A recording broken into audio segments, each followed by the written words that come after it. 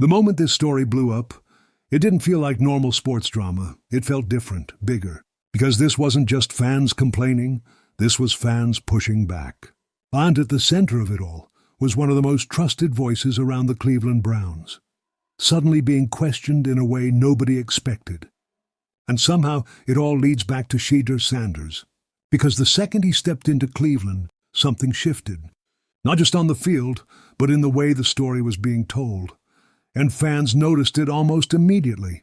But what started as confusion quickly turned into something much more serious. Because for years, Mary Kay Cabot wasn't just another reporter covering the Browns. She was the Browns' media voice. Decades on the beat, insider access, front office connections, the kind of presence that builds credibility over time. In most cities, that level of experience earns respect that never gets questioned. But in the NFL, that kind of access also comes with influence. Because there's an unspoken rule in sports media. The closer you are to the team, the more careful you have to be. Not because anyone says it directly, but because everyone understands the balance. Teams want favorable coverage. Reporters need access. And somewhere in the middle, the truth gets shaped. Most of the time, fans never notice. But this time, they did.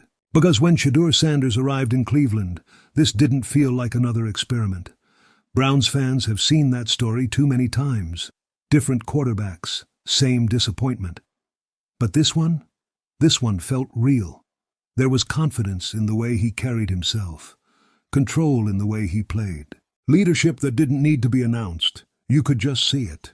And suddenly, a fan base that had been burned for years started to believe again. Training camp clips started going viral. Every throw, every rep, every moment got attention. Social media exploded with excitement. Jerseys started selling fast. Cleveland wasn't just hopeful, it was energized. And that's when things started to feel off.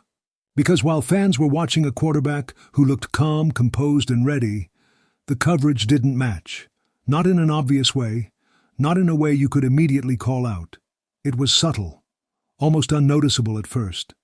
Little questions about his readiness, anonymous concerns that didn't have clear sources, headlines that sounded positive, but left doubt hanging in the air. It wasn't outright criticism, it was something more strategic, because even when he played well, the framing felt cautious, like the story wasn't allowed to fully support what people were seeing. And fans started asking a question that kept getting louder every week. Are we watching the same player? Because on Sundays, Shedeur wasn't showing hesitation. He was making tight window throws that most young quarterbacks don't even attempt. He was converting third downs under pressure. He was controlling the tempo of the game like a veteran. But somehow, the narrative kept circling back to doubt, and that's when everything changed.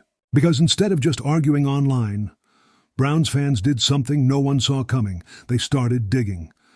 At first it was small, a few clips here and there, a tweet comparing a headline to actual game stats.